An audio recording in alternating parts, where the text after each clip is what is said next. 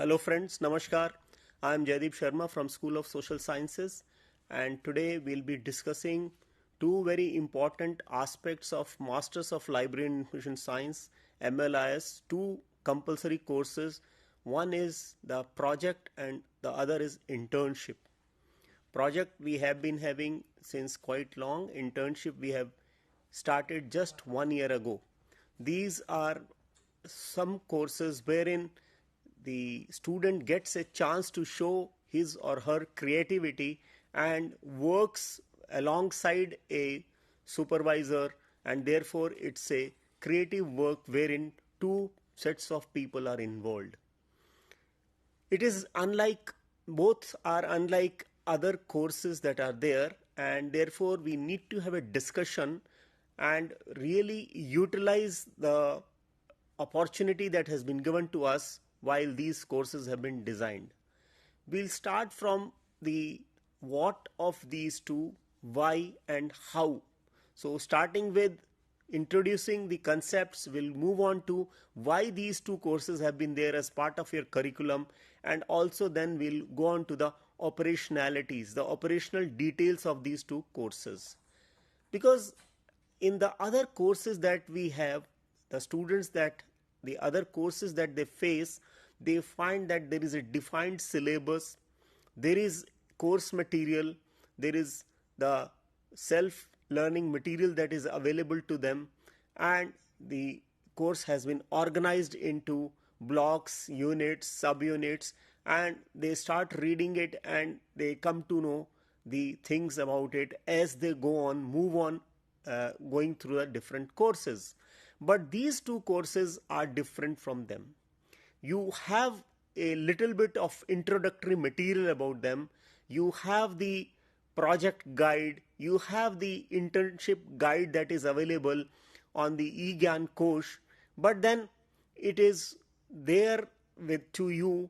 It is there available to you to be critically thinking about these things. It is more of doing. It is more of doing by doing and learning.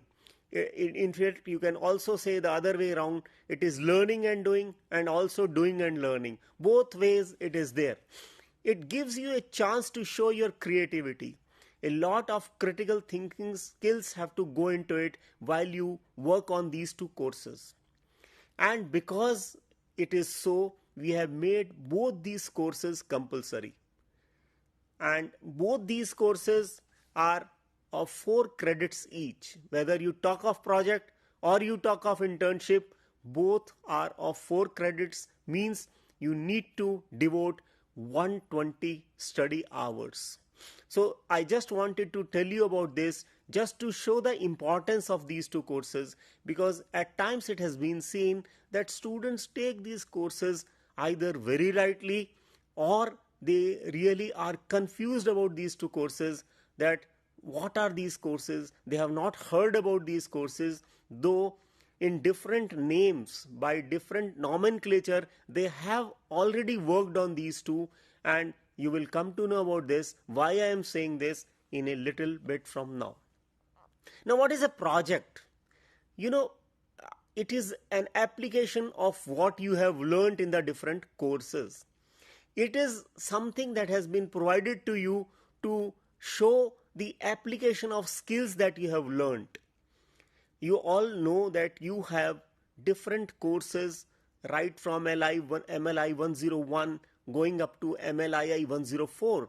You have the core courses and optional courses. You have 6 core courses and 2 optional courses. You also know that every course in MLIS has either a seminar component or a practical component.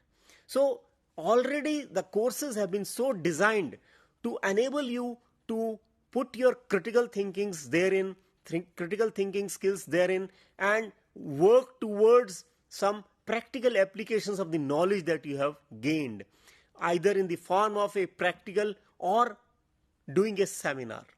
So this is an inbuilt component of every course. Besides these two courses go a step further, a step ahead. In the project, you think of a problem and you think of a solution to that problem. Now let us go further ahead. What it is. When you talk of the project, why should you have a project? Because students first of all think that there is no course material. What is it that we have to do here? So it actually, why we have introduced the project is to enable you to develop research skills. You are able to solve research problems. You think of a problem and you come to the solution of a problem. You develop writing skills, you develop critical thinking skills, you develop critical ability to apply multidisciplinary concepts, tools and techniques to approach that problem. You are also able to recognize the problems of libraries, information centers, knowledge centers and other similar organizations. So see how important a role that has been assigned to you, how important it is, an activity which prepares you to further research in the domain of library and information science. Now, going further into why you should be doing a project is, it helps you to translate your knowledge and skills into reality, giving them a practical shape. And while doing so, it helps you to evaluate yourself, evaluate your learning, how you have been able to learn, how much you have been able to learn, and also to train yourself for further pursuits in the profession. So this is in a way preparing you to enter the profession, because once you have done your bachelor's degree, master's degree, you are eligible to enter the profession as a professional, and therefore though all the courses are there to impart knowledge, skills and training, but these two particular courses that we have introduced, the project and internship, it's a culmination of your learning into finally giving a shape of that learning into a product that is a project, or otherwise internship also is in a way like that. Now let us go quickly into the learning objectives of a project that is there. It helps you to prepare yourself to undertake a project in future, undertake a research in future. You can't think of libraries without information communication technology. So while doing such a project, you are able to apply ICT in the operations and services of a library. And you are also able to visualize new services out of this, because you have been trained into it. You have already undergone such a practice, such an experience, which helps you to design new services which may be also ICT enabled, which is the requirement of the day. You are able to also, you are trained into research, you are able to identify a problem, you are able to prepare a proposal, you are able to handle that proposal, you are able to understand how to collect data, how to analyze data, and how to present it in the form of a report. Now let us come to the how of the project. Till now we have understood what is a project. We have also understood why should we be doing a project, why is it part of a curriculum, and why is it a compulsory course. And now we'll go into the operational details. Since you are to do this course, how will you go about doing it? That is the operational details. The very first thing in the project, as I told you, that it is a joint work, it is a collaborative work. You need to have a supervisor for you. And generally students come to us, I am not getting a supervisor. So first of all, you should know this person who is going to act as supervisor for you, what should be the qualifications of the supervisor. It is generally a person having a working experience of at least 2 years as an assistant professor, or assistant professor in University Grants Commission grade, or could be a librarian working in the same grade at least for 2 years. It could be a person having PhD in library information science, or technical qualifications with an experience of library information science. At times people take a guide, a supervisor who may be a B.Tech, M.Tech, or some such qualifications but does not have an exposure in libraries, working in library settings, then that person may not be really able to help you as a supervisor. Therefore, it is very important that please take care that such person should be having that exposure, should be able to really understand the problems so that he can really supervise you, guide you. Therefore, please take care that this has to be followed. Now, supervisors are done. The next point is you have to think of a project, and for that you have to think of a topic. Once you have thought of a topic, I'll go into the details of how to come to the topic also. You have to formulate a proposal or synopsis, as we say.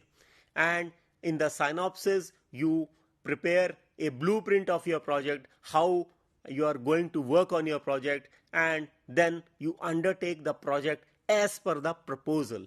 As you prepare a map while you build a structure, or you otherwise plan also for any project, similarly for this project also, for which you are working on, finally you will be able to come out with a dissertation on the topic. It is just the beginning of that you have prepared a proposal or a synopsis in consultation with the supervisor, and therefore that is important.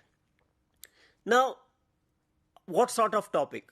What areas can you think of as topics for your project? It could be an analysis or critical study of an existing system or an operation or a service. Please take care that when you work on such an area, it should be a critical study. At times people just describe such settings, such already existing systems. Description is just the first part of it. Therefore, please take care that when you choose such a topic, it should be an analysis or a critical study. Or you can also even think going a step further, that you can design such a system or a prototype of such a service or a product on a small scale. Maybe that is a byproduct of your project that could be a little innovative on your part. So please take care that it should not be merely a description. It should be some application of some sort if you can do it. You can also design or develop an information system or a user interface or an information service. Or you can do a inter-institutional study. You may be comparing two systems. You may be comparing two information centers. You may be comparing the services of two libraries or two similar products or two such services. Mind you, this project is for 100 hours. You have to devote 100 marks. You have to devote 120 hours for the 4-credit course. It carries 100 marks. Therefore, you can very well imagine how much work you have to do it in it, and that you have to take care. It could be a comprehensive case study also. Could be a case study for an institution, for an individual. That depends that this individual you are choosing is really worth doing a case study on that individual. It could be a descriptive research. It could be a survey-based research. It could be survey of literature also. But please be careful, if you just do a study which is based on a survey of literature, you need to cover a comprehensive literature on that area. You should do an exhaustive study covering all aspects of that area that you choose, and you should have the skills of analyzing that literature and then preparing a report out of that analysis. And for that you need to be trained for that. Maybe you have opted for some such course, like we have optionals like research methodology. We also have an optional on technical writing, and also our course even at bachelor's level, the BLI 228 information products and services, where we train you on designing such products and services. Therefore, such study on these courses may help you to work on these. Then you can also do a user survey of some library or information institution, and that could be empirical research that you do. Or you can also do survey of literature in a particular area. It could be a bibliometric study also. You may do a study like, say, on information literacy, and also you can think of comparing websites of different institutions. You do a critical study of a software, but then you please see that at times students do some such studies, but what they do go to the websites of these softwares and just write the features of the software. No, it has to be a critical study. And for that, if you happen to work with a supervisor who is involved in some such work, then you can learn with that supervisor and prepare such a project. Basically, this project, as I told you, it helps you to work further in the profession. Therefore, if you choose such a supervisor who is already working in the area of that software, then you can be working with the supervisor and have a overall view of that software, go deep into it, do a critical study, maybe suggest areas for improvement, may also prepare a byproduct out of that study, and then you can justify, yes, that study can be done. Maybe you can do a study on the use of opaque of some libraries or of some networks or any such thing, because that could also be a study. So these are some tentative areas, some illustrative list of some topics that you can choose. You should not limit yourself to these areas only. So please be sure, because at times when we give lists to our students, we have generally observed that our students limit to such areas only. Therefore, this is just to help you think what areas in which you can work. You just explore more such areas. You think of more such areas, and for that, how you really come to know what are the other areas. I will discuss that also. Like I have also thought, I have given a thought, what is the basis of coming out with such topics or some areas? It is the literature that helps us. So you please make it a habit to scan literature, to scan different types of resources, study the existing the research studies that have been done, study the existing systems, procedures, routines, attend conferences, see and discuss with fellow professionals, and see what are the areas that need attention, what are the areas where there are gaps, what are the areas that demand research, the areas where you need to do research. So how do you come to know of quality literature that is available? Since you have already studying the course material that we have provided to you, think of the subject which really fascinates you, or the subject that you feel you are very comfortable in, or the subject where you need to go further into it and study it more. That is one's individual choice. So if one is doing project in a particular area, does not mean that you should also do project in that area only. It is a personal specific choice on which one wants to work. So while you think of a supervisor, as I told you earlier, what should be the qualifications of a supervisor? So before meeting the supervisor, you think about it yourself. You talk to yourself, you do all these steps. What are these steps?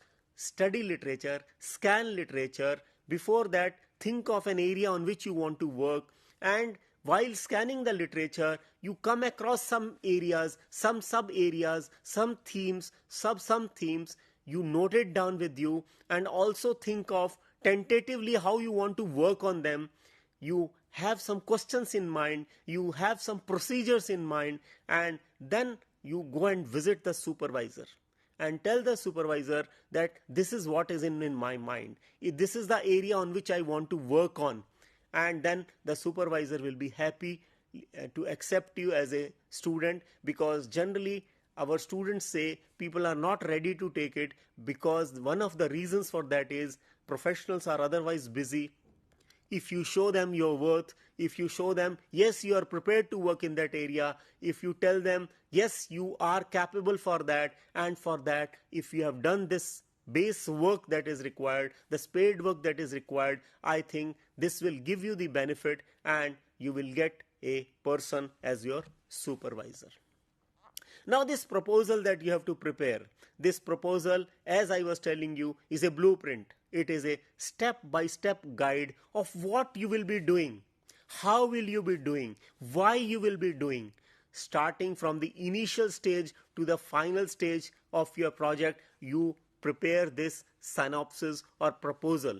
starting with the title, you have to give everything. Starting with the title, you give an introduction. You give a statement of the problem. You write down the research questions that are in your mind. What are these research questions? The questions that you have in your mind to which you want to find answers while doing your project or your research. You may be having one or two hypotheses which is not always there, but in case it is there, you may also have hypotheses. Then what are the objectives of your research? You have to write down a few objectives, 3, 4, 5 objectives. These should be very clearly written in very systematic way, in simple words. You have to write these objectives. The scope that is there of your project, the geographical scope, the subject scope that is there. Then you write down the research methodology. How will you go about doing this study? What type of study it is there? What is the population? What is the sampling that you are going to use? What sampling technique? What are the limitations of your study? Also the organization of the study, tentative chapterization, the conclusion of your synopsis, and the references and bibliography in a particular format. Maybe you may be using the APA standard, and then you mention that also. So now the synopsis is done. Be very clear while preparing your synopsis and put it in a step-by-step approach. State your limitations also. Please follow time schedule and adhere to that time schedule. And this synopsis has to be submitted to the Faculty of Library Information Science, to the Program Coordinator MLIS, and you can also mail it to the faculty, to the Program Coordinator at the email ID ignoulis@gmail.com, ignoulis@gmail.com. This is where you can send your synopsis and you will get a response as early as possible, maybe ranging from a day to a week. You can get the response, and once you get the response means you have to get a response that your supervisor is approved, your synopsis is approved. Generally, at times response takes a time because you have not stated things clearly. You have seen, if you see the project guide, you will find that the format has been given as I told you, and also there are certain appendices that have been given. These appendices have to be filled up. You have to state a brief biodata of your guide and also all other details that are asked for, that is appendix 3, and you have to fill these, prepare a good synopsis as I told you, and then once this is approved, then you have to start working on your project as stated in your research methodology. You have to go in a systematic scientific way and follow all these steps that are there, and once you are done with it, you have collected the data, you may have collected the literature in case it is a theoretical study, you analyze the data or the literature that you have collected, and then you prepare the findings, you use statistical techniques that are there, you prepare the findings and prepare the diagrams and graphs in case these are there, and write a conclusion, and now you prepare a report for it. And what should be the structure of a report? Starting with the title of the project work, attach the approved synopsis that has been approved by the faculty, attach a certificate of originality. You may like to attach acknowledgements, then table of contents, introduction, review of literature, objectives, scope, research methodology, limitation, data analysis and findings, conclusion, bibliography, index, appendices if any. It is a broad structure. You may rename your chapters as per your study and then submit this to the university. You have to submit to the student evaluation division. It is not to be sent to the faculty, it is to be sent to the student evaluation division, block 12, Ignou Maidangadi. Please remember, at times students send the project report to the faculty. It is the synopsis that has to be sent to the faculty, not the project report. Now this report is evaluated and there is an evaluation criteria that is followed to evaluate your project report. So please be sure that while the report is evaluated, it is evaluated from the point of view of the problem that you have selected, the viability of the study, your report is evaluated from the point of view of how sound your methodology was, how your review of literature was, and after the methodology, how you have the data that you have collected, what is the reliability and validity of those tools and the data both, and how you have handled the data and analyzed the data, and then how you have presented the report. All aspects have marks for it. Finally, if you also have appended an index and bibliography, marks for that is also there. How well you have presented overall, there are some marks for that also. So please be clear about the criteria for evaluation.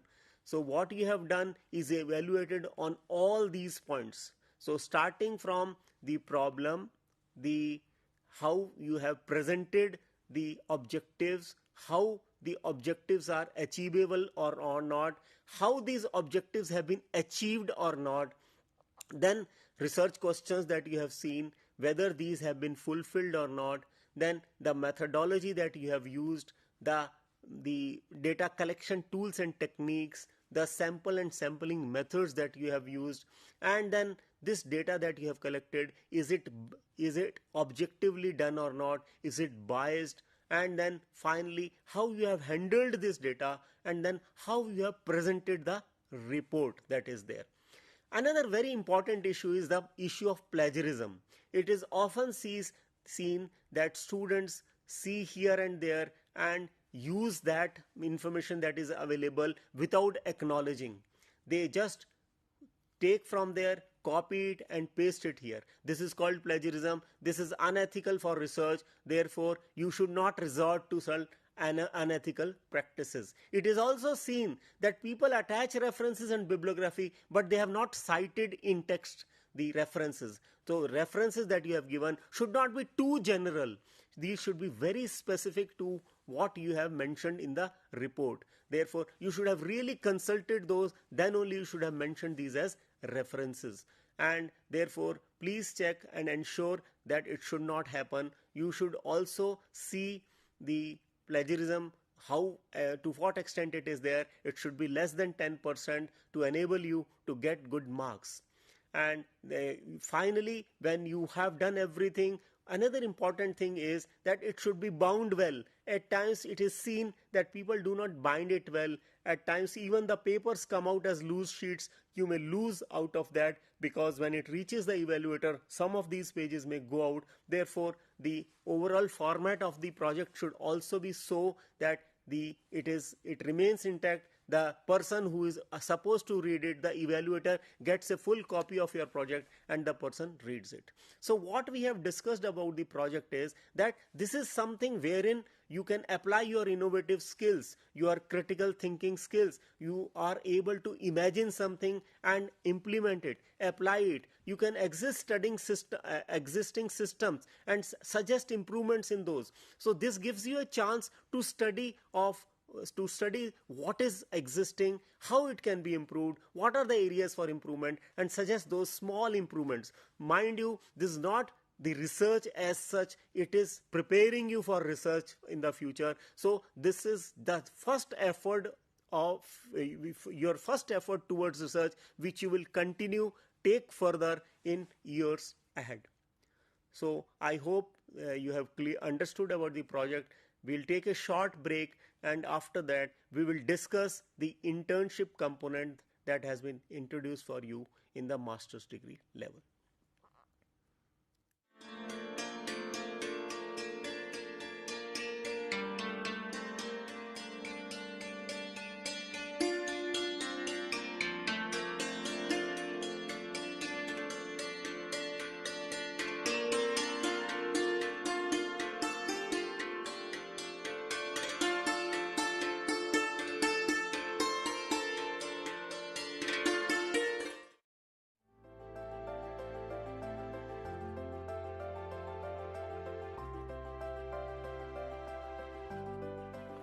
We wear clothes on a daily basis.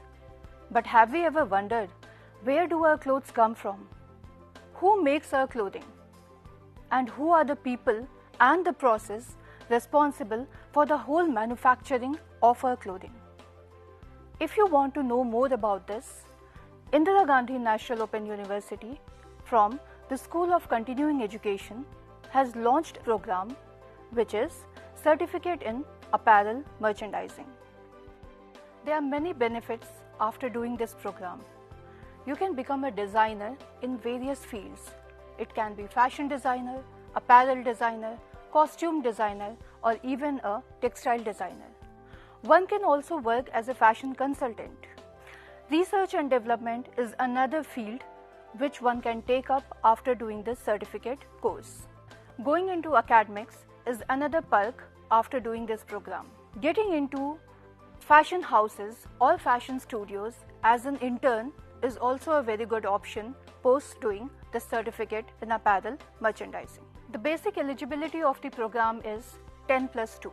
The duration of the program is 6 months to 2 years. The program is also available for both the admission cycles, which is July and January. The exams are conducted twice a year, in June and December. So what are you waiting for? Join this program and get an enriching knowledge in the field of apparel merchandising. And to do so, you can log on to the official website of the university, www.ignou.ac.in.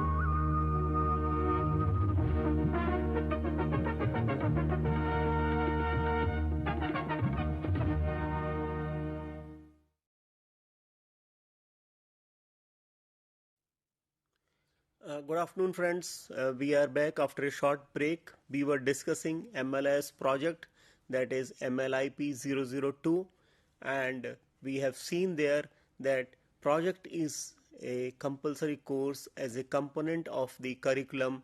It gives a flexibility and also a scope for us learners to design something, to study something, study existing systems or design new systems and come up with some new innovative ideas or critical analysis of those existing systems based on literature, based on maybe empirical research, based on surveying the respondents and coming out with some new suggestions or critical reviews of already existing systems. Now we'll be discussing yet another component of the MLIS curriculum, and that is internship, that is MLII 105. I think you would have seen the different course codes that are there, and this course code is for internship. And if you want to know about internship, you can visit our website www.ignou.ac.in, and therein you will see a link of eGyan course, wherein when you go to the link for internship, you will come to know that there is a standard operating procedure that has been given, and you click on the standard operating procedure, you will find a file that exists wherein all details about the internship have been given. Now, what is this internship and why internship? You know that our program, that is MLIS or even the bachelor's degree program, all these programs are professional in nature, and any professional program exists there to prepare young professionals for the field. Now, what is a professional? We are preparing professionals, so let us see what is a professional. Who is a professional? it is a person who has expertise in a particular area. A person possessing an expertise in a particular area, and based on that expertise, the person serves the society in that area based on that expertise. That expertise is based on a sound theoretical knowledge also. It is not just doing things, it is not just being able to work in that area. This ability that the person has to work in that area is based on a sound theoretical knowledge, and this sound theoretical knowledge one acquires by studying a course in a recognized institution like a university. Therefore, our bachelor's and master's degree programs that we offer prepare these young minds as professionals who further get into the profession of library information science and serve people to satisfy their information needs in different area, and while doing so they serve them by preparing different types of products and services, research in that area, and do creative designs in these areas to come up with the changing requirements, the changing environment of the society, the changing developments in different fields of knowledge, and also implementing different techniques and technology of information communication technology as well as the managerial techniques. Since this is a service sector, therefore we need to be always changing ourselves so as to best serve the patrons to whom we are answerable or to whom we are really serving. Now, while doing so, you have different type of courses which are theoretical and practical in nature, practice oriented also and practical also. So why these courses with practicals and practice? Because what we learn as theory we have to implement in our profession later on. So while studying here as part of the curriculum, we teach them hands-on skills also, which could be hard skills, and also we aim to teach our students, as in our curriculum, soft skills also. Now, internship is an added component in that direction. As I told you earlier also, that project is another extension of these efforts on our part to train our students to be good professionals, to appropriately find themselves in the real field. And internship is yet another component of our efforts to see that our students are comfortable while they enter the workplace. When they reach the workplace, generally it is seen that after the studies are over and people enter the workplace, they join a particular job, they find there is a gap. So this internship is aimed at overcoming that gap, to bridge that gap that exists, because all the things that we are supposed to do there, we have been taught here theoretically as well as practically, but really implementing those things is also something as an experience, as a knowledge, as skills that we have to learn, and this internship is an effort in that direction. Now, what is this internship? Internship means you are placed in an institution, you are placed in a library, you are placed in a library or information center. Maybe this library may not be a traditional library. As you know that there are different types of libraries these days, starting from the traditional libraries to the digital libraries, may even libraries attached to media houses, maybe to archives, to museums, and any other different type of institutional setting. You can work in any of these settings and work there for a certain period of time, get an exposure of how they work, what they work, and therefore get a feel of working in the workplace. And therefore this limited experience that you have will really help you later on to be comfortably working in the employment that you get as a result of your educational qualifications. Now let me get into the particular details of this internship. This is a compulsory course. This is for 4 credits for 100 marks. And while attending this course, you should be working in a center, in an institution, in an organization for 100 hours for 1 month. And this is if you read the standard operating procedure, we have tried to guide you how to choose this library information center in which you would like to work. It is a matter of choice because there are different work settings. You can be working in a research and development institution like the Council of Scientific Industrial Research, as an example, Indian Council of Agricultural Research, or Indian Council of Medical Research. These could be one such example, one such area. That means the research and development organization, depending on your field of interest, whether it is medicine, sciences, technology, or it could even be agriculture and related technologies. So maybe you have a degree in that area, maybe you have an interest in that area, that in the future you may like to work in those areas. So you may choose these laboratories or these research institutions to work as interns there. Or if you like to work in academic settings, you may be applying for internship in some universities of your choice. Depending on your area of residence, you may choose some university which has a good standing, which has a good library information center. Why I am saying good, and how do you define good?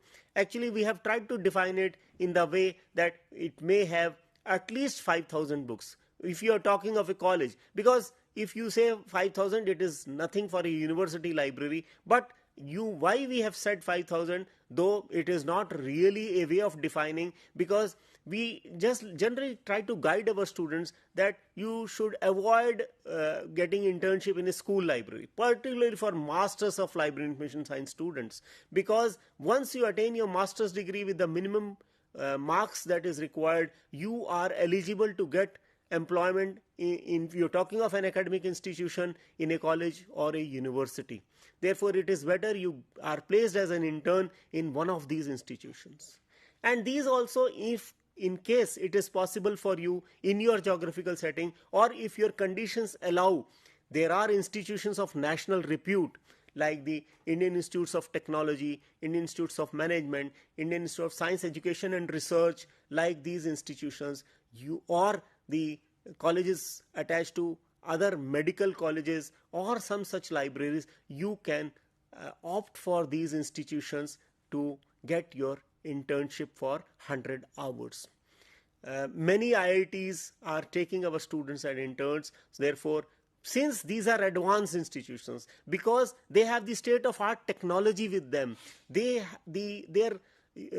users are so demanding that they are all the time improvising themselves. They have a lot of work pressure. So if you work in such institutions as interns, you will be able to see what is this work pressure, how you have to always work for the needs of the users, what these needs are, how these are always changing, and how do you really serve them in real life situations. Maybe you go and work on the reference desk and the user comes with reference queries. How do you handle these queries? What sources you use to answer these queries, and to what extent you can go while answering these queries? You cannot say no to your user. You have to somehow find a solution to the query, and therefore this is something which you experience, is something very satisfying while you serve their user, very adventurous also. Therefore, we always advise you to go and work in libraries where these are the situations. So just by saying 5,000 books is not sufficient. You can very well judge now by my telling you that it should be a library where there is a challenge to work, where there are new things to know. Generally, when our students come to us, and we often see that some of our students may like to work in an NGO also, in a very small library somewhere, and the criteria for them to choose this library is because it is very near to their residence or something. That should not be a criteria. Therefore, choose such a library for that. Now, while choosing a library for that, how you have to go about the operationality?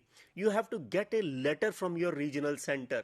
Yes, you are a bona fide student of Ignou, you are a student of MLIS, and therefore they try to, or the institution where you have to go for internship, you are identified, yes, you are a student of Ignou and you have to produce it to that institution. You tell them you want to undergo internship for this much time. You also have a copy of your standard operating procedure with you, so that you can tell them, yes, this is how we have to be trained, because we have very clearly specified what sort of training has to be given.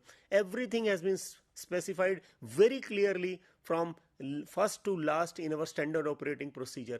Keep a copy of SOP with you when you go to the institution to request for internship. Mind you, you are going to request them. It is not as a matter of right. At times it has been seen that the institutions tell you, yes, you please come next week, because our students keep going to the institutions for internship. Therefore, you have to wait for your turn at times. Therefore, we have written in our standard operating procedure that after you have taken admission, after you have attended some of your classes, let us say for a month or 2 or 3 months, then you should go for internship, because you have a feel of your curriculum. You know different courses that are there. You know different aspects of library information science, so that you now are you are prepared to learn. You are there. Yes, you can know about how to get this training in internship.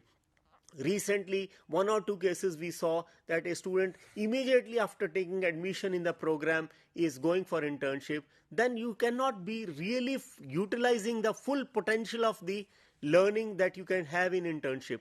You have to, if you are too raw, then this internship will not really help you. Therefore, we have mentioned that after 3 months or so of attending your courses, of going through the different course material, that you have a feel of different areas, and thus the internship will be really helpful to you. Now, as mentioned in the SOP, you will see that you have to attend 5 hours a day this internship for 1 month, and that makes it 100 hours.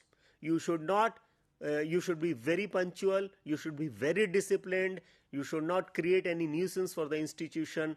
That is very important in your part, and as mentioned, you have a specific time.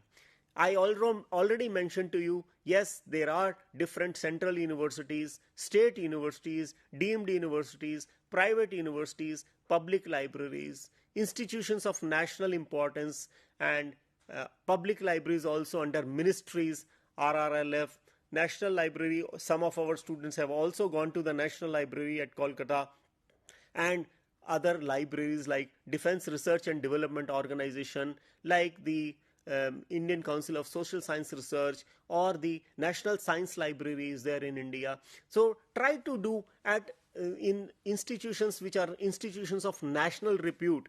That gives you a chance to really work and know the intricacies and developments in the profession that are there. That is very important. Now, once the institution agrees to take you an intern, always keep a copy of the standard operating procedure with you. The next is the workbook that is mentioned in the SOP, standard operating procedure. There is a workbook.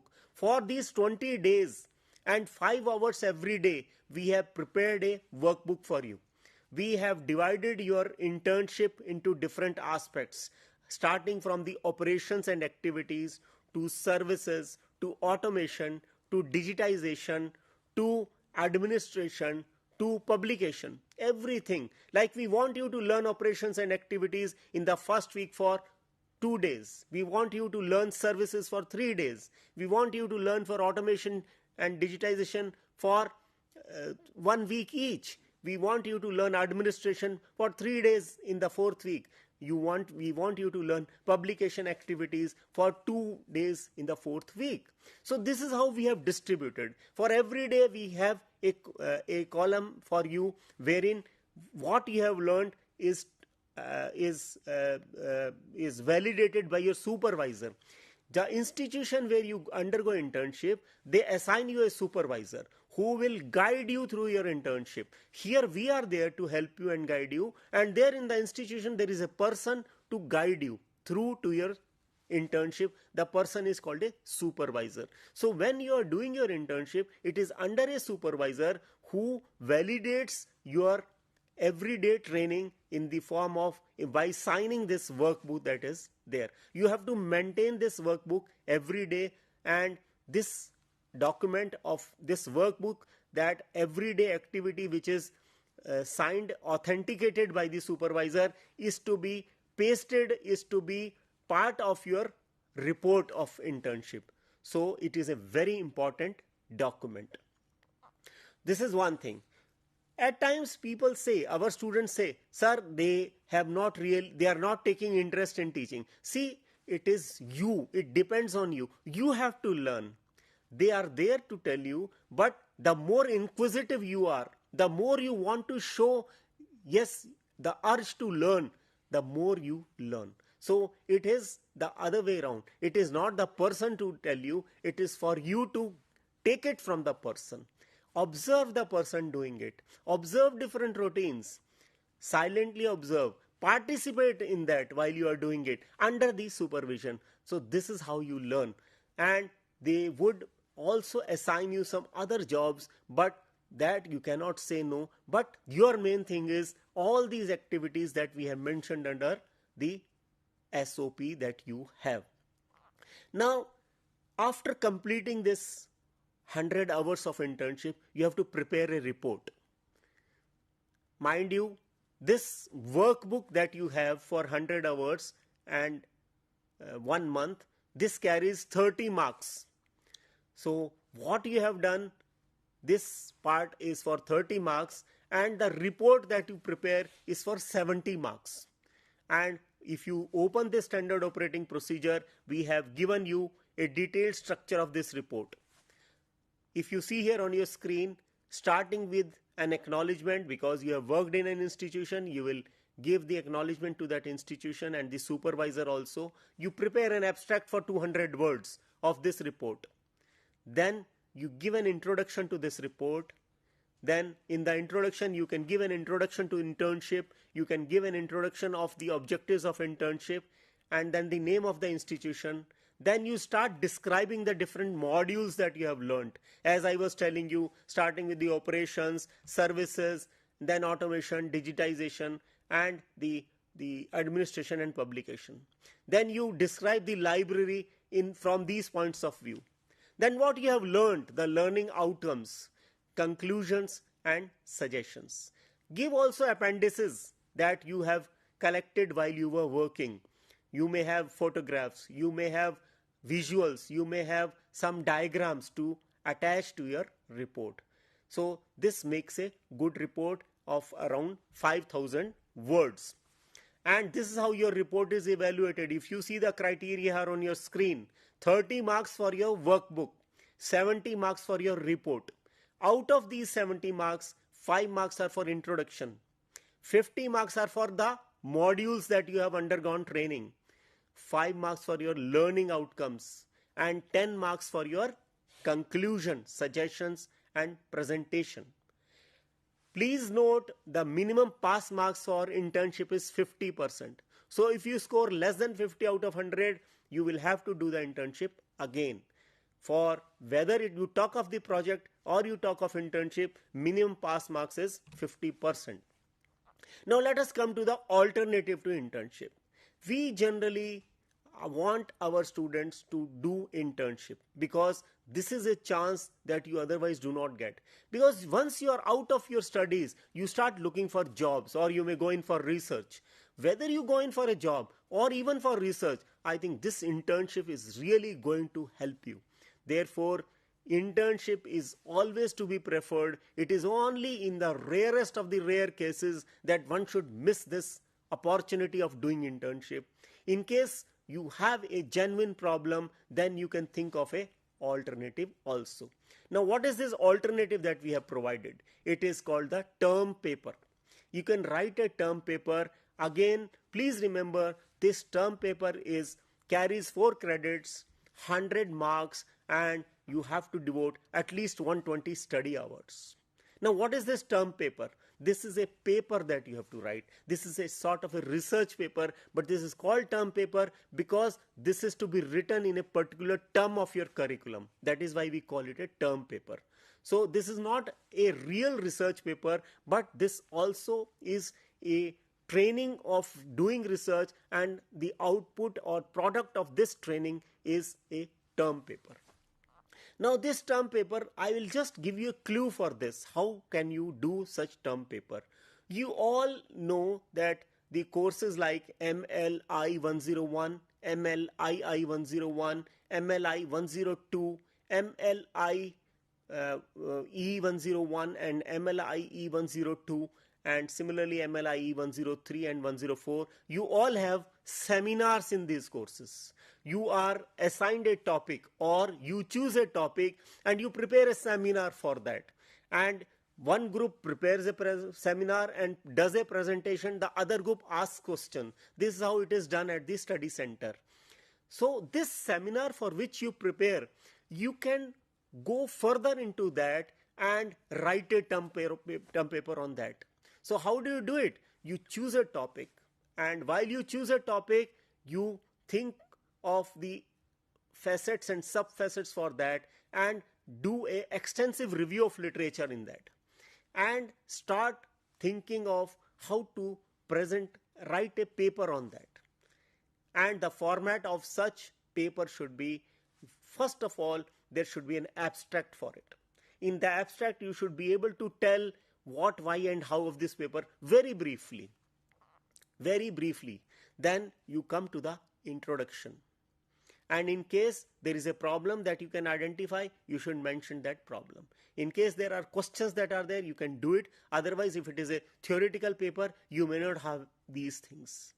Then you may have objectives, then methodology, then you have to write, in case of methodology, if it is a survey that you are doing, out of which you prepare a term paper, you can mention the methodology of this survey. If it is an experimental research, you can tell the methodology of the research, or if it is a theoretical research, you should mention the methodology.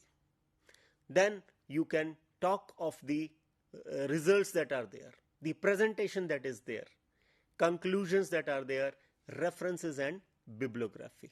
So out of your research that you have done, starting with the presentation in the seminar, you have so many seminars in different courses. Out of these, one of these seminars you may consider of such a standing where you can go further into it and write a term paper on it. So this is how you can extend that seminar into a term paper. And please mind it that the structure of a term paper should be like any other research paper. You should be giving references, in-text references, and also references at the end, and follow it strictly as per some standard, and also see that it is balanced in all its contents. When we evaluate the term paper, again I would like to mention the criteria is 5 marks for the introduction, 5 for the statement of the problem, 5 for the questions in case these are there, these are required, 5 for aims and objectives, and similarly 5 for scope, and 10 for methodology, 10 and for 20 for presentation, and 10 for conclusion, and 5 marks for references. The minimum pass marks is 50%.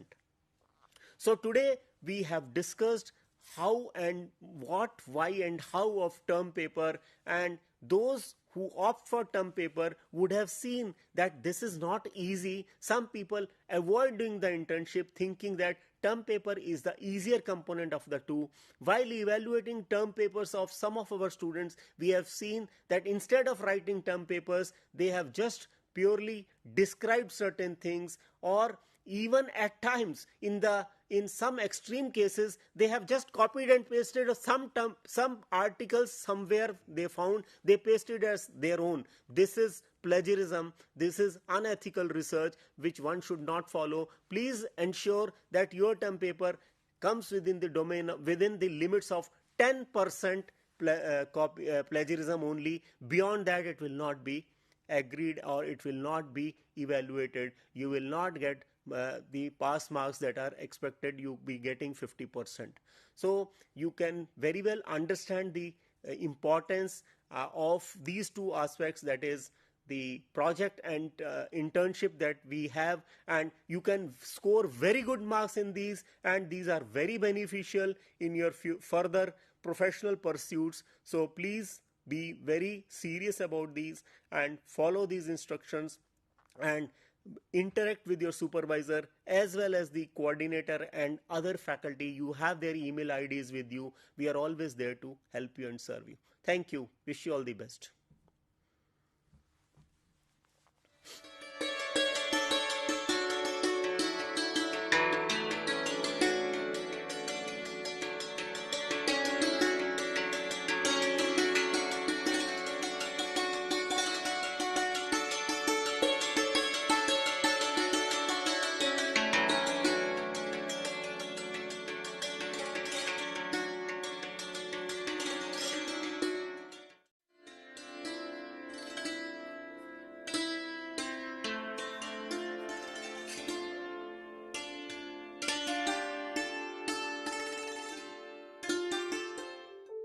Do you wish to be part of a television studio like this or any other media system? Or already part of any media system, want to enhance a new set of skills? Welcome to School of Journalism and New Media Studies. Here in the School of Journalism and New Media Studies, we are offering program for all set of people to learn and enhance their media skills. The vision of School of Journalism and New Media Studies is to generate a new set of professionals in the area of media and communication studies with understanding about role of media in the national development and global understanding.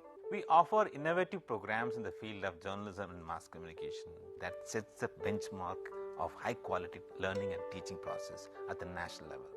We offer these programs across the country with the help of our regional network as well as study center. Same manner, many of our programs are offered through online mode with a sophisticated learning management system. SOHS offers programs from Ph.D. in journalism and mass communication till certificate level. We have masters in journalism and mass communication. The eligibility is bachelor's degree, and we are introducing this program in 3 languages: Hindi, Tamil and English. Students from national and international students can join either through online mode as well as in the distance mode. We have 4 postgraduate diploma programs, specialized areas in the field of development communication, digital media, electronic media, and journalism and mass communication program. And all these 4 programs are available in distance mode. 2 programs are available in online mode, development.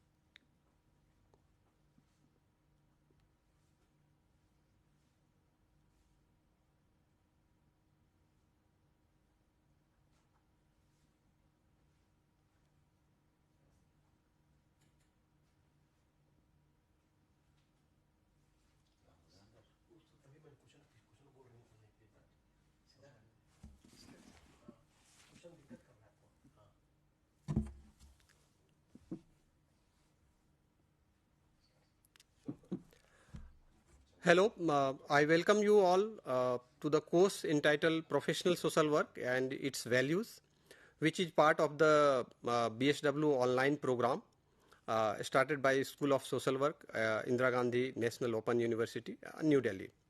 Today we are going to cover group work as a method. So let me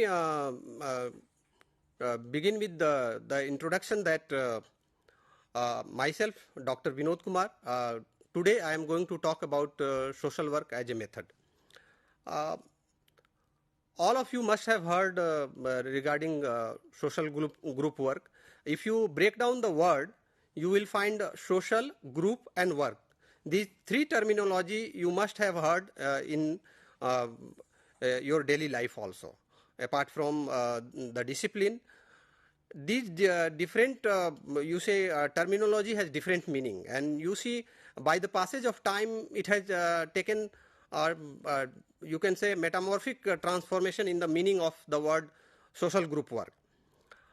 And if you break down the word social today is totally different. If you ask some 10 years kid or 15 years kid, are you social? So they directly think about social means that is directly related to social media and all. If you go about the group and ask to the children, they will directly understand group means different groups which are prevailing in the social media, different platforms of social media. There are variety of groups. And when you ask about work, there is a metamorphic transformation in the meaning of the work. If you see, we started with the work which is 8 hours work. Now you will find that there is a transformation, and huge difference has been coming up in the meaning of work when we talk about work from home, freelancing work, independent work. All these has changed the meaning. So if you see from the discipline perspective, when we talk about social group work, it is a method in social work. So this method has emerged in a certain context, and it tries to resolve many social problems, and it has, you can say, it has transgressed to other part of the world as a method. In India, we are teaching students this method as a part and parcel of providing solution to different social problems through which maybe young kids or children or maybe old age citizens or youth groups are going through. So let me give you a brief definition which is very popular by H. Tracker regarding social group work. So social group work is a method through which individual in group in social agency settings are helped by a worker.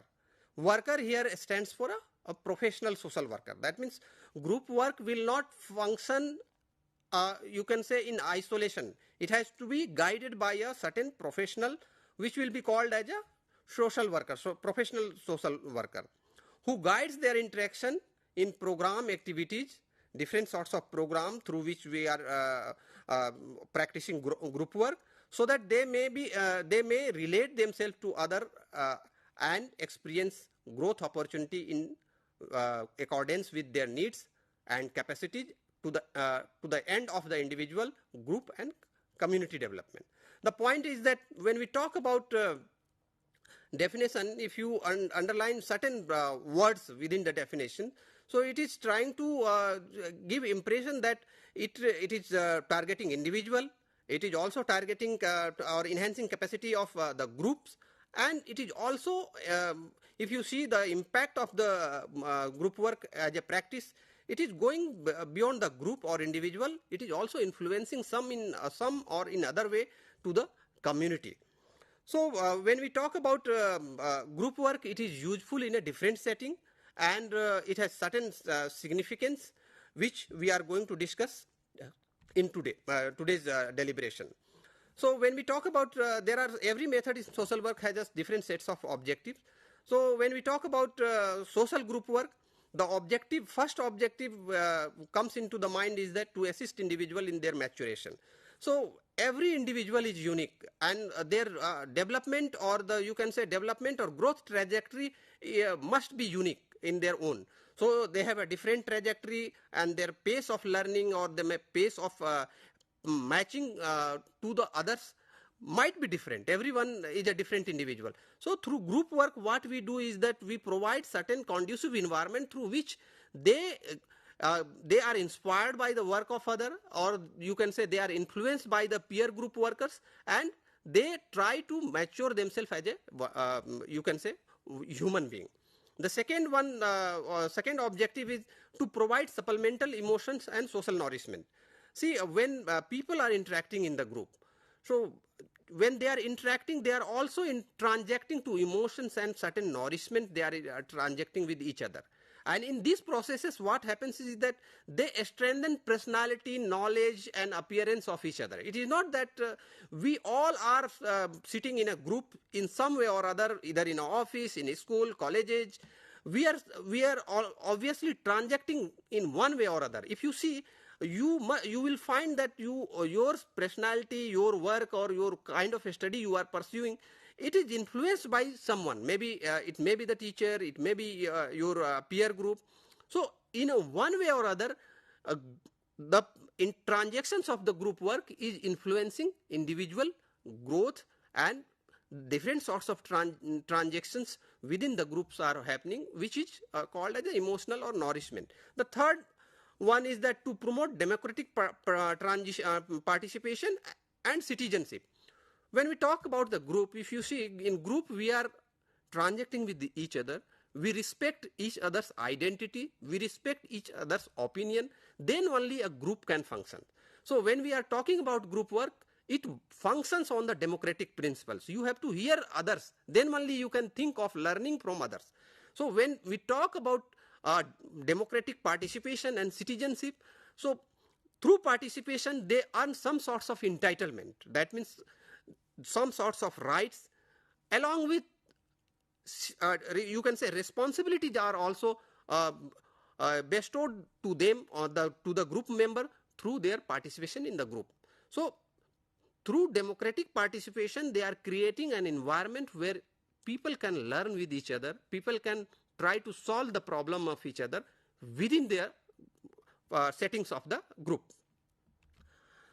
The next one is to remedy individual and social disorganization or maladjustment through group intervention strategy. This is very important in the sense of when we talk about group intervention or intervention in the terms of social work. There are certain settings where social group work is very useful. Let me give you some example that when we talk about juvenile criminals, when we talk about juveniles who are in conflict with law, they have committed certain offenses and they are staying in a juvenile home. So they have gone into their own life. There has been a lot of disruption. Maybe they have been staying in a footpath. Later on, they become small petty criminals, and then they landed up to the police station, and then they landed up to the juvenile homes. The point which I am trying to make is that in this sense, when we talk about children, those who are staying in the juvenile homes, how to correct their behavior, how to integrate them and make them as a you can say responsible citizen of the country. So there are processes where group work helps in correcting their behavior, and when they are staying in a group, they try to interact with each other when they are staying in juvenile homes. So when we as a professional social worker try to practice this method of social group work, it helps in polishing their personality, correcting their behavior, and integrating them into the mainstream society.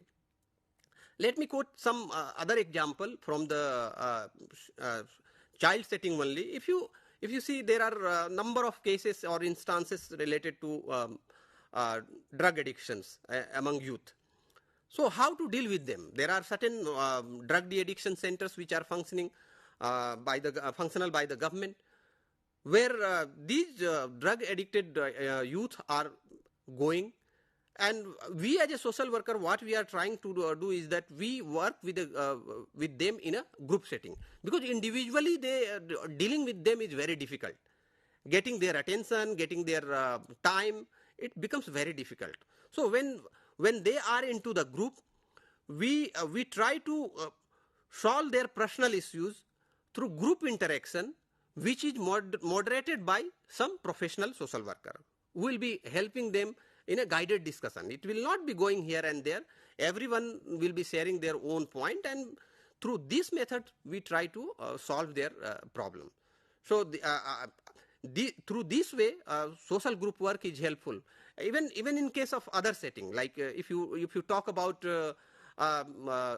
settings where senior citizens are staying. There are a lot of you can say old age homes are there in the cities, especially in the metro cities. You will find lot of old age old age homes.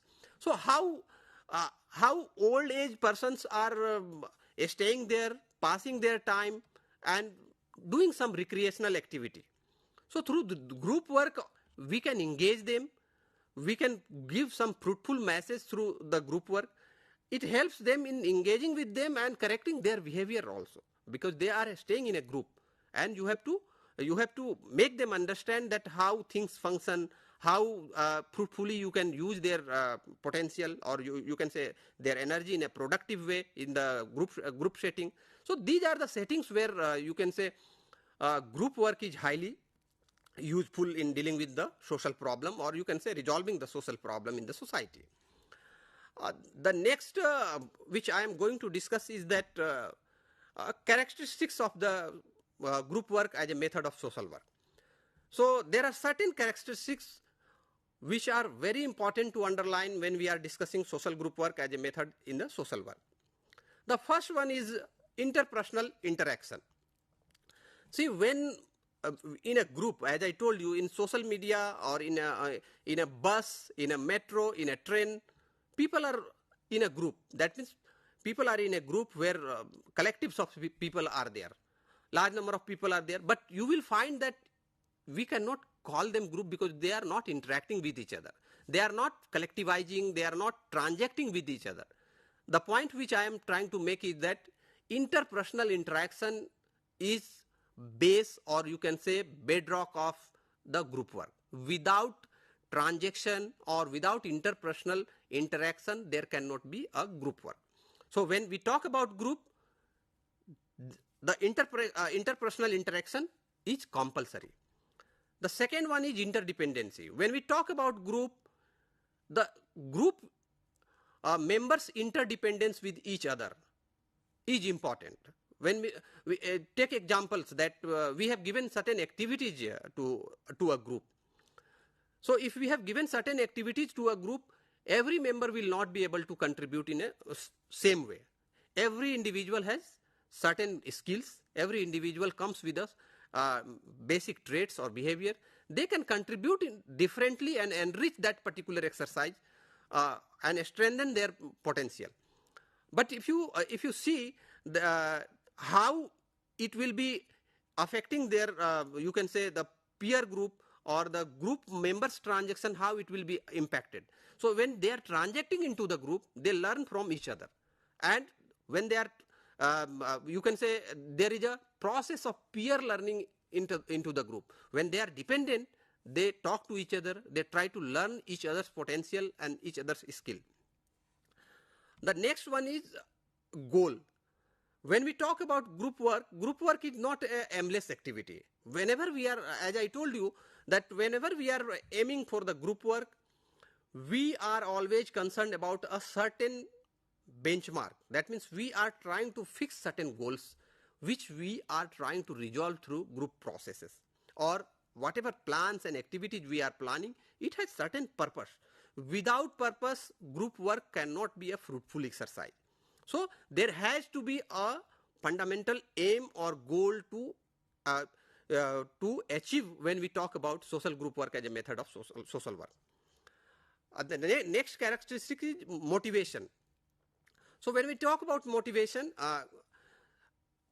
it is trying to you can say satisfy some personal needs through their joint association. When we, as I told you, that every tenet or every trait or every potential cannot be possessed by an individual. So what is happening is that when we talk about performing some activity, performing some programs, everyone, that means every member of the group is coming with certain skills and activities, and they are contributing to that activity as per their own capacity. So there is motivation that if they are contributing, work will be a grand success, and in this process they will also learn from the peer group. The other members, through other members, they will be learning because they are transacting. This is not an idle group. They are interacting with each other. The next one is a structured relationship.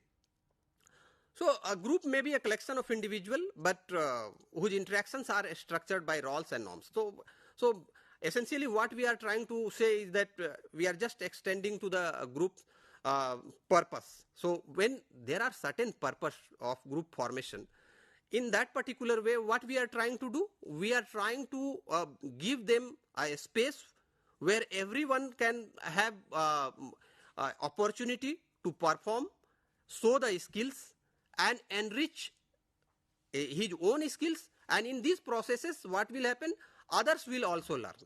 And the final goal, what we have already underlined, it will be achieved through the group processes. That means all are learning, and in this process what is happening, group work, through group work we are achieving a certain goal. As I told you that in case of juvenile homes, we are trying to reintegrate into the mainstream society. In case of drug addictions, we are trying to give them, correct their behavior and make them a normal citizens through pulling them out from the drug addictions. The next one is the mutual influence, which I was talking. In terms of mutual influence, as I told you that group work is also a process of peer learning. When we talk about peer learning, you will see that in a group, all are learning from each other. Even as a professional social worker who is guiding the discussion, he is also learning by the transaction or discussion of the individual. So what we are essentially trying to make conclusion here is that if they are not trying to transact with each other, that means if they are not interacting with each other, they are not influencing each other, they are not affecting the activities of each other, it cannot be called as a group work.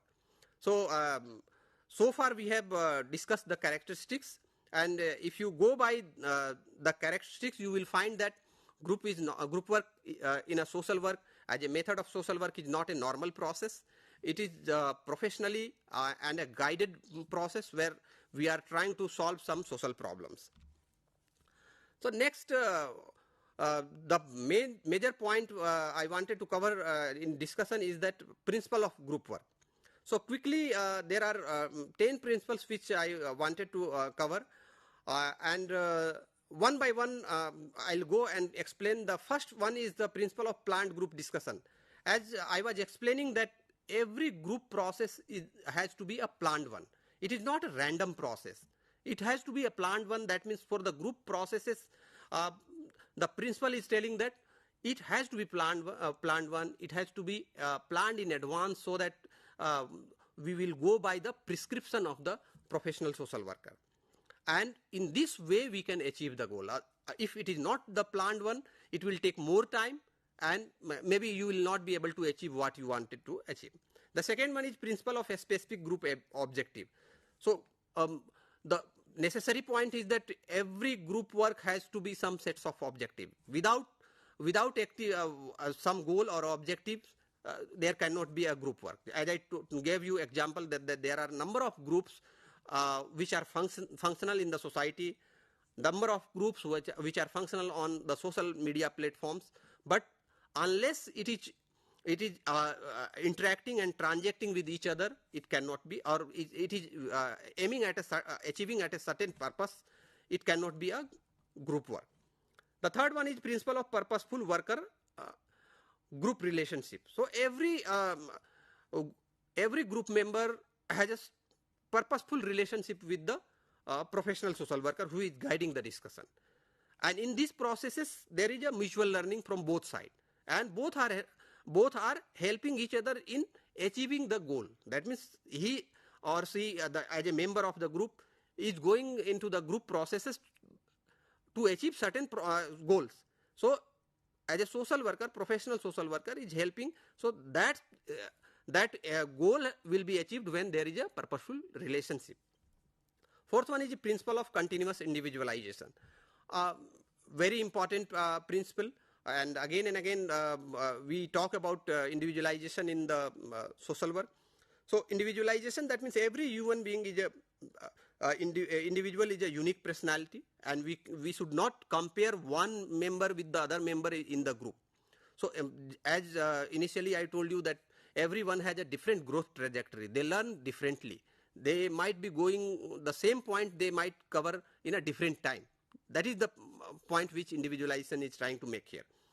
The principle of guided group discussion, where through this we are aiming that the group will be guided by a professional social worker who will help in achieving the purpose. If it is going haywire, or if it is going in a direction where group purpose is not served, then it will become a difficult task for the group worker. That's why the guided group discussion is important. The next one is the principle of progressive program experiences. That means from the day one, every individual group member is enriching his own experiences or enriching his own skills through group transactions and through peer learning. And without this, group cannot be enriched, because everyone is sharing in the group, and through that only people are learning. The next one is principle of democratic self-determination. When we talk about group, as we have already discussed that democratic participation, so this principle is also important when we talk about principle of democratic group self-determination. That means group professional social worker is guiding the group discussion, but when it comes to taking the decision, he will not be taking the final decision. It is group member who will be taking decision. Their self-determination is important, where if you see indirectly, principle of individualization is also coming into the picture, because when we talk about group interest is prime, and if you see the professional social worker cannot hijack the whole discussion. Their discussion has to go in a direction where they are determining, they are self-determining. That is the point. The principle of flexible functional organization. So in a group work, in a way it is going by strict, you can say step by step, but at the same time it cannot go by the same principle everywhere. See, there are a lot of cultural variations, there are a lot of age variations when we talk about group. The way a youth group will act, a senior citizen group will not act. The way a children group will act, the senior citizen group will not act. So the point which I am trying to make is that, so you have to, as a professional social worker, that flexibility has to be given, and then only the final result or aims or purposeful activity can be conducted in through the social group work. The principle of resource mobilization. This is important in the sense that resource mobilization is important activity. Anything what you are doing in the society or for the individual, you need certain sets of resources. Maybe material, maybe monetary resources, maybe human resources. So how to identify certain skills, certain material resources, these are important principles which has to be applied in when we are functioning in the group work. The last principle is principle of evaluation. So when we are going through all these processes, so we have followed certain processes and we are following certain principles when we are practicing group work. So the last one is principle of evaluation. That means whatever we are doing, we have to evaluate whether we are able to achieve the objective, stated objective or not. If we have practiced group work for 3 months in a certain setting, we will try to evaluate when we are exiting as a professional social worker, when we are exiting from that particular activity, we will try to evaluate that how it can be strengthened, how it can be corrected, how outcome can be more, you can say more outcome can be generated through this activity. And the next we will be rest point we will be discussing in the next session. Thank you.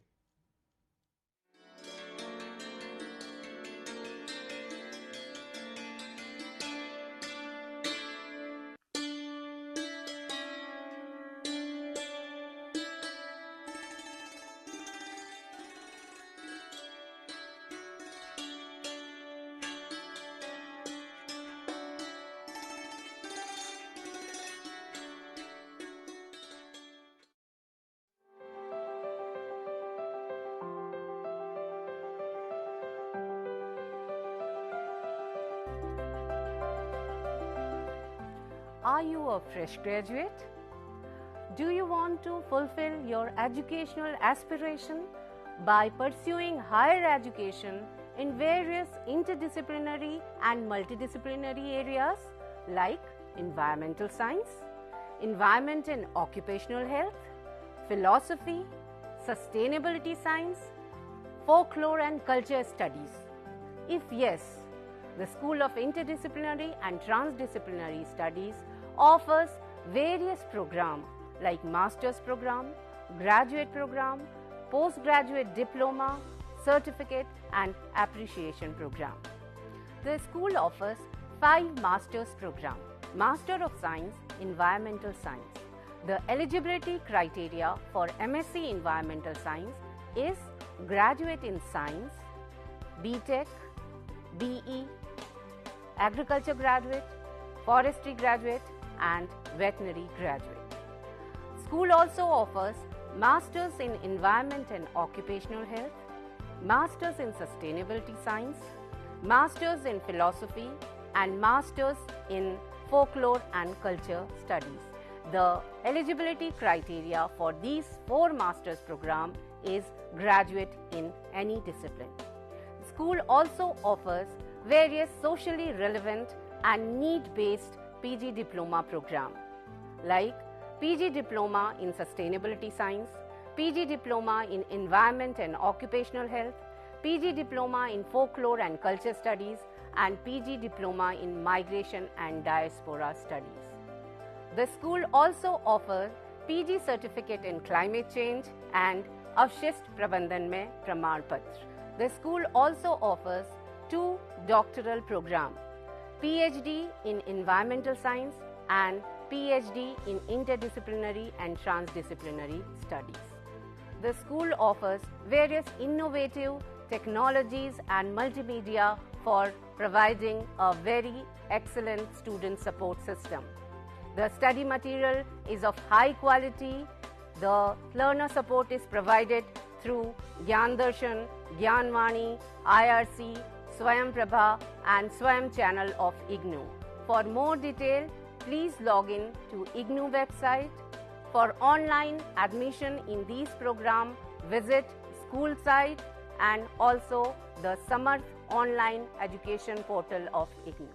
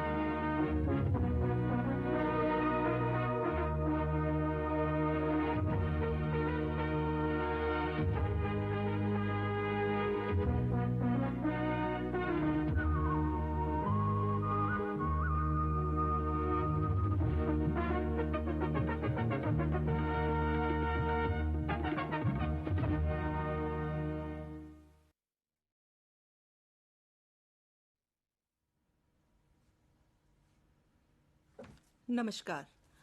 You all are welcome in today's Gyan Darshan teleconference session organized for Post-Basic B.Sc Nursing program. The Post-Basic B.Sc Nursing program of School of Health Sciences was launched in year 1994. The first revision was done in year 2005 and the second revision with all updated contents has been launched in year 2021. And to update and to add on value, the revised material has been added with integrated logbook of CCH program. So we will be discussing in today's session how the integration has been done and how the students will be using the logbook of CCH program which has been integrated in BNS 209 Community Health Nursing course and for which the student has to work from first year onwards. So to discuss in detail the integration of logbook, we will be discussing with Dr. Reeta Devi ma'am. She is course coordinator of the program. Myself, Dr. Laxmi. I welcome you ma'am. So first, to begin with, I request Madam to just highlight in brief about CCH program. Thank you, Dr. Laxmi.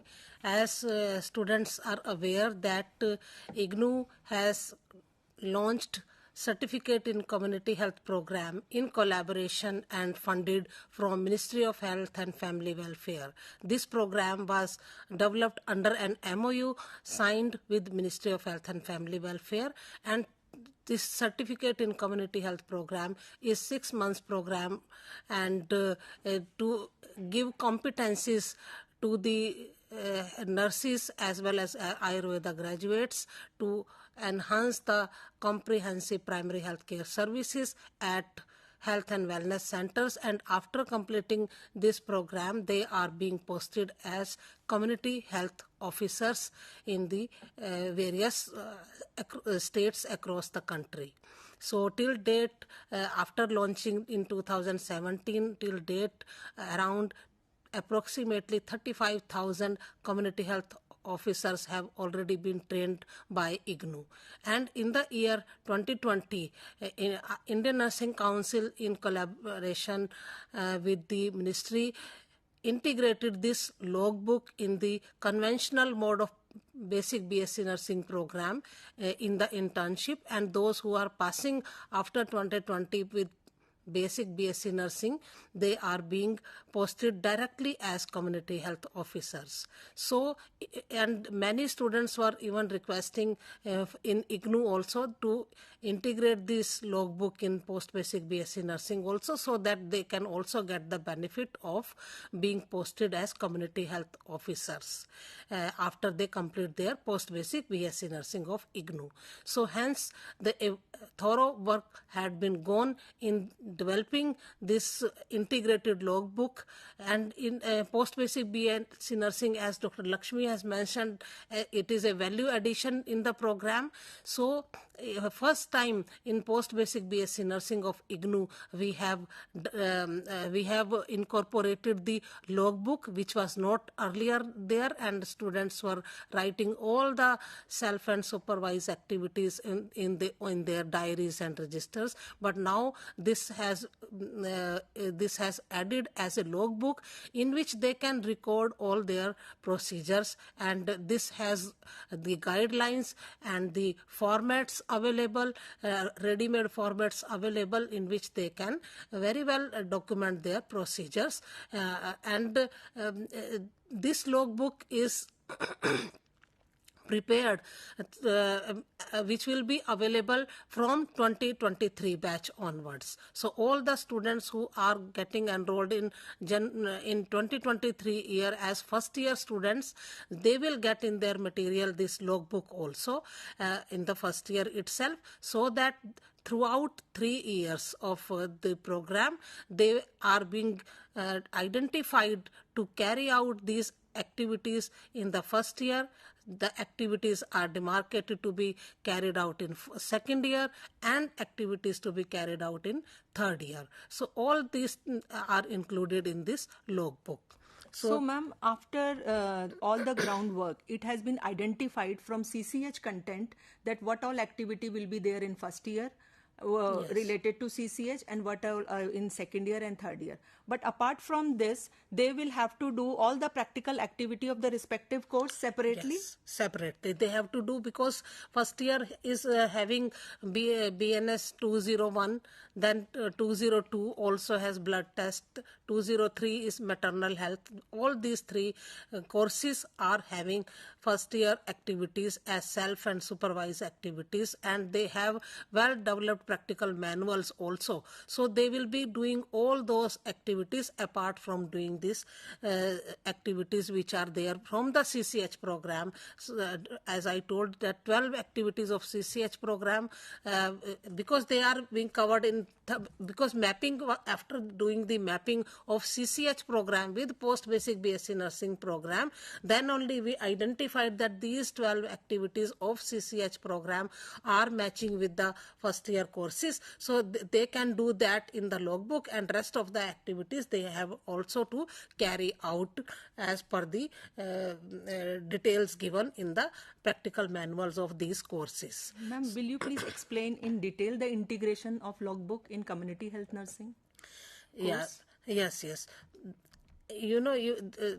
For integration, before we go to the integration, let us see when we are integrating this logbook. So this is the most important component, and so students and everybody should know that what are the objectives of integrating this logbook. So can you just tell the objectives? So ma'am, like logbook, we are saying integration of logbook. Logbook is a kind of ready-made or hands-on information in which the detail of the procedure is given, the guidelines are given. So it is the first-hand information available for both students and as well as for the academic counselor. And based on that information, the learners will be able to prepare beforehand what all is needed, and so they will be able to complete those activities in the time-bound manner. Yes. And the last objective is that, like, it is yearly divided content is there. Yeah. So whatever they are doing in their respective course and what they have to write in logbook, which is also very much mentioned. So this is also one of the objective of the logbook, like year wise they have to record their activities to be done in the logbook. Yes, and before they go to the logbook, first of all they must read the practical manuals, because every detail of the practical is given, how to carry out that practical, what all points to be remembered, what all equipments will be required, and how to carry out the procedure. Everything they must know, student must know before they enter the things in the logbook. Logbook is having the formats in which, but it is by virtue of your experience, by virtue of reading the practical manuals, you have to go through the list of activities which are given in the logbook, so that you can plan that which activity you will carry out, which activity to be carried out in the lab, which activity to be carried out in the nutrition lab or in other labs, etc. So you should know the list of the activities, and you read all the activities and then only start using this logbook. So when we are, as we mentioned, that first year has 12 activities. So in these 12 activities, apart from, as we have explained, that these 12 activities which are listed separately, like these are the 12 activities of first year, and these are 12 activities are being given the reference material where they can carry out. Since hand washing skill is the most important, we cannot neglect hand washing till third year. That is why it has been taken here, and first year should cover hand washing skill. Biomedical waste management, which is part of 201, that is first year course. Procedures for the basic test is again the from 202, that is applied sciences, then health assessment of women, and rest all activities are from the maternal health nursing course, which is 203. As you students are new, so you will get familiar to these codes from time to time. So maternal health nursing has many activities like assessment and care of the antenatal woman, monitoring labor and partograph, conducting vaginal examination, conducting episiotomy, care during various stages of labor, postpartum care, identification and management of complications during labor, and assessment and management of STIs and RTIs. So these are the list of 12 activities which are there in CCH program, which are also there in the post-basic B.Sc nursing program. So these are being comparable, and because the logbook is already there in which was prepared for CCH program, so those were reformulated, transformed to be placed as per the first year of activities, so that it is easy for you, that you open the logbook as first year and then carry it out. And student, you must remember that this logbook will be provided to you with the first year only. When you will reach in second year, same logbook may you will carry out the work of second year, and followed by when you will reach in third year in the same logbook. So keep it very safely, don't spoil it, and you at the end of 3 years it will be evaluated by the evaluator when you will be appearing in the community health nursing practical examination. So this you must. So can you explain about second year activities, Dr. Laxmi? Yes, ma'am. Like in first year, you have seen there were 12 activities were covered in different courses of first year, like 101, 201, 202, that is applied science. In same way, in second year, there are total 5 activities which has been integrated based on the CCH program. Activity like resuscitation of newborn, because in second year you will be learning pediatric nursing course. So in pediatric nursing course, as a part of CCH program, there is a resuscitation of newborn, assessment of newborn baby, kangaroo mother care, infant and young child feeding, and promoting and monitoring growth and development, and plotting chart. So all these are the there are total 5 activities that you will be doing in the logbook. Please keep in mind, you will be doing all the self and supervised activity of second year courses separately. But for the CCH program integration, you have to mention these 5 activities in the logbook, and there are minimum 2 activities to be done in the logbook, one under supervision and one with your own that you have learned the activity. So that record will be maintained in the logbook. Yes, and you have very rightly said that 2 activities minimum. Out of these 2 activities, one activity has to be done under supervision, because you are attached in a group of 1:10 ratio in the clinical area under the supervision of a academic counselor. So academic counselor is supposed to teach you one activity at least under their supervision, followed by that supervision you will carry out that procedure yourself, and that becomes your self activity. And I think because you are new to the system, so there is difference between self and supervised activity. Self activities are those activities which you, as you are all in service nurses, you are already working. So self activities, you can just read the list of self activities which you can carry out yourself in your workplace also. And for supervised activities, you need to be, attached to the program study center where academic counselor is there, and he will or she will teach you first. After that, you carry out that activity. So minimum 2 activities. Out of that, one has to be supervised activity for completing the logbook or activities present in the logbook. Ma'am, will you please show the format of the logbook for any of the activity? Okay, yes. When you will get this logbook, after reading or how to use the logbook, what are the objectives of using the logbook and the table or list of the activities, then you will start getting the formats. As we were telling you, there are formats. Suppose activity 1 is on the resuscitation of newborn, and this activity, when we say reference material, so reference material is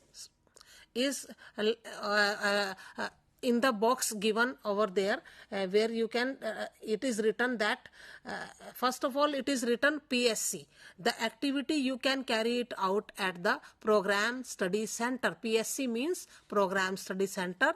And refer, when we say refer material, so you will refer BNSL, and dear student, L over here is for the practical course when we write L. So BNSL is 207 is the pediatric or child health nursing practical, having block 1, and in this block 1 unit 2. That means you will read this unit 2 of block 1 from BNSL 207 to know about this activity. And then after you read it, academic counselor will demonstrate you, and after the demonstration you can record for which patient this activity was done. Guidelines are also given here, like select 2 newborn babies who require resuscitation, prepare the equipments required for resuscitation, and perform resuscitation as per the steps which are explained in this refer material which has been written in the box, and then you record in the logbook. Now comes your term is to use the logbook, that you will record the name of the health facility where you have done this procedure, which date you did this procedure, date of registration, and registration number of the patient if he is indoor patient. And then identification data, name of the newborn baby, relationship with the head of the family, age, monthly income, education, then the marital status. That depends upon what kind of activity where you are doing. If it is an adult, maybe marital status you can write, but in case of newborn baby, you can just leave it blank. Then occupation of the parents, if there, and then guidelines are also given in the format, like prepare equipment used in the resuscitation, maintain room temperature, and arrange all the equipments like suction equipment, bag and mask, intubation tubes if required, any medication required, and miscellaneous. And after you, and what are your findings, that you can write down in the box provided blank space. Also management, and could you manage it, or you have referred it to higher health facility. That also you can write at the end of the box, and follow the steps of resuscitation procedure. Same way, and these are the steps which are already given here, and what all steps you have followed, that you can mention. So let us take the activities of the third year. Third year is your when 2023 batch, they will reach in second year in 2024, and the same batch will reach in third year in 2025. So your logbook is with you for all the 3 years, and when you will reach in third year, that time you will also open logbook, same logbook, and start doing the third year activities. In third year we have 2 practical manuals. Practical manual 1, which is having total 17 practicals, and practical manual 2, this is the specialty integration word which we are telling again and again. So this practical manual 2 is the mapping of curriculum of CCH with the post-basic B.Sc nursing, and we identified that out of so many 46 activities were there. Out of that, these 20 units were adopted from CCH program, which were not there in the post-basic B.Sc nursing. So these 20 units adopted, and we made one more practical manual, and even the credits were added to the whole program. Previously this course was of 8 credits in practical, and now 8 plus 4 more credits were added, and it became 12 credits program. Previously we were taking the practical contact session for 15 days, but in third year 7.5 more days are added. So total 45 sessions have been added in the third year. So you will be called for 22.5 days instead of 15 days in third year for BNS 209 practical. So if you see the table, what all activities, because these activities will make you competent to work as a comprehensive primary health care giver, or to be eligible to be a community health officer. So what all these activities, we can just name down few out of the whole table, like community assessment and identification of community common health problems, health assessment of a individual, nutritional assessment, and assessment of identification of the nutritional deficiency diseases, organizing and conducting special clinics. So here we are teaching you how to conduct a non-communicable disease clinic, adolescent health clinic, mental health clinic. So these are the need of the hour at rural health facilities, and you will be equipped to do these activities like social mobilization skills, which was not there in post-basic BSc nursing.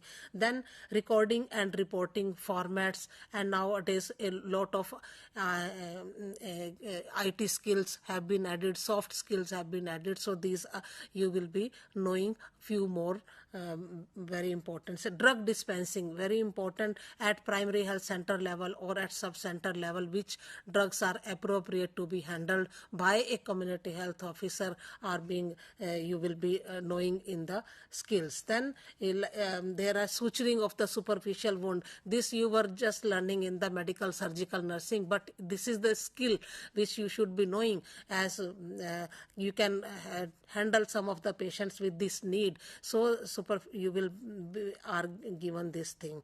Then adolescent counseling, as I told you, management of abortion and counseling. So these are the very important activities which at rural level also you need to know to handle, and you should be competent enough to handle the patients at rural setup. This is the objective behind equipping you with the CCH or the Certificate in Community Health program and integrated it with the post-basic BSc nursing. So it has been value addition to the post-basic BSc nursing program of Ignou, and we hope that you will take interest in carrying out all these activities at your level and strengthen the program and do your best in the program. So, ma'am, to perform all these activities, they will be posted at the district hospital or the community health center, as they were earlier also posted in the. That is why we have taken it to the community health nursing course. Any other take-home message which you want to give to the students? Yeah, this is very important, as Dr. Laxmi has mentioned, that, you know, under the program study center, which is a college of nursing. So you will have to see, but in CCH program we are giving these activities at district hospital level, and from district hospital level they are going and placed in the community health center and primary health center, even sub-center, urban health center. They are being posted in that program because actually they have to work in the community setup. But here you will try your best from your side to take initiative. Although you must have done the posting during your GNM time in CSC or PSC or sub-center, but at the college level, if the college of nursing is attached with some district hospital or PSC, CSC, and so at least observational visit can be paid by with the effort of the PIC to all these other health facilities apart from the College of Nursing with which their community field is attached. So you try your best to get opportunity. From your own efforts, you can put, as you are in service in the rural area, you can go and visit these health facilities from your side, as well as with the help of the program study center, and try to learn and be affectionate with the community to whom they are in your need. That this is the thing, that they are in need, and you are as a professional there to support them so that we can achieve the sustainable development goals and the mission of Ayushman Bharat. And the beauty of the Ignou material is self-learning material. Once you will be reading the material, you will feel that teacher is talking to you, and in between there are some questions as teacher asks, our material is also asking you and filling up that answer, and answer is also given at the back. So we will be discuss in detail during other counseling session that how to read the material and how to go about with the course. So with this, I thank you, Reeta ma'am, for explaining the integration of CCH logbook in community health nursing course of post-basic BSc nursing program. Thank you.